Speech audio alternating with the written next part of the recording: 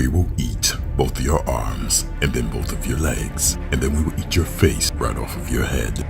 You will be this armless, legless, faceless thing, won't you? Rolling down the street like a turd in the wind. What the hell are you? We are venom.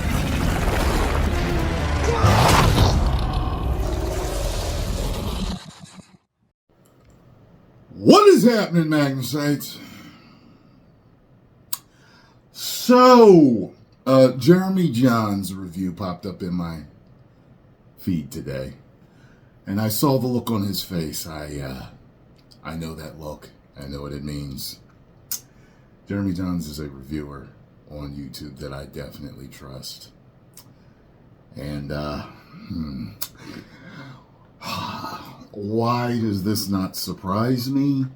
Now, as you guys know, after the whole Captain Marvel debacle, that atrocious movie supposedly making $1 billion, which we know it really didn't, and also,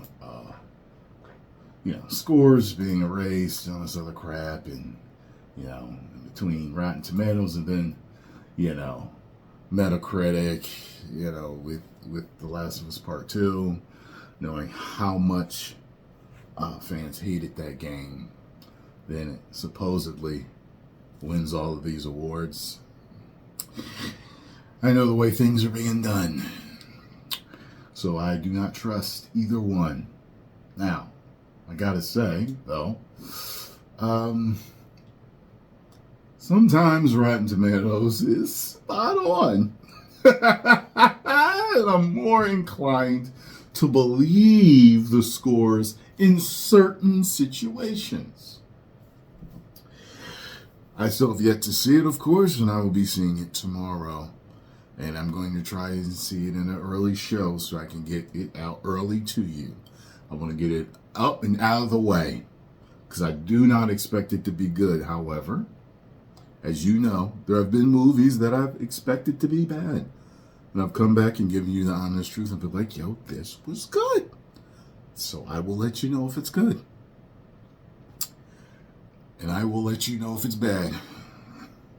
Listen for that glass to break. So, Madam Web scores terrible reviews. Likely latest dud in Sony's Marvel universe.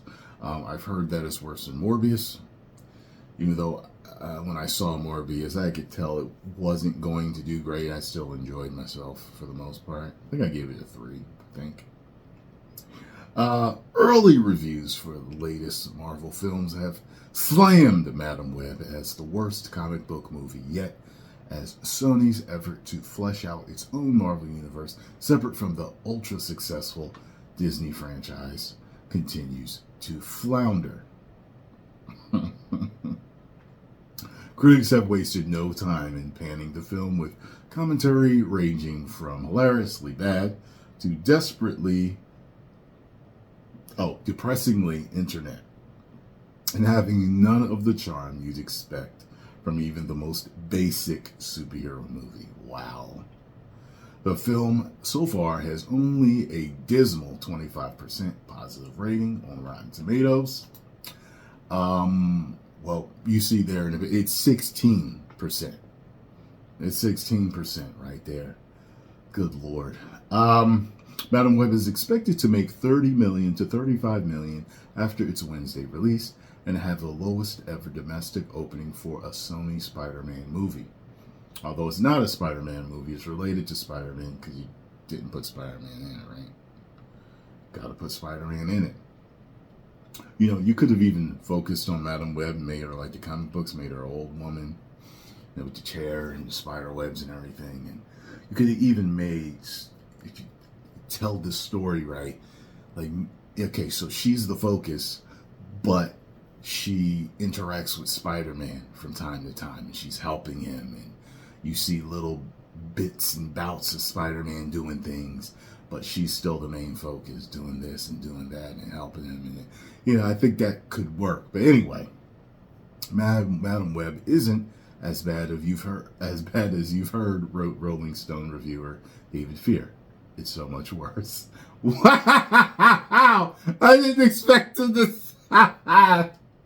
Madam Web, starring Sydney Sweeney, Dakota Johnson, Emma Roberts, and Isabella Merced, I assume it's Merced, is poised to be the latest flop in Sony's efforts to build a world using side characters and villains from Marvel's Spider-Man comic books. But without the webbed hero himself, dubbed the Sony Spider-Man Universe, or SSU for short, the Sony franchise is built around characters commonly associated with Spider-Man, but the title character has been lent to Disney for its own Marvel productions, and Tom Holland has starred as the superhero in Spider-Man Homecoming, Captain America Civil War, and Avengers Endgame, among other ultra-popular films.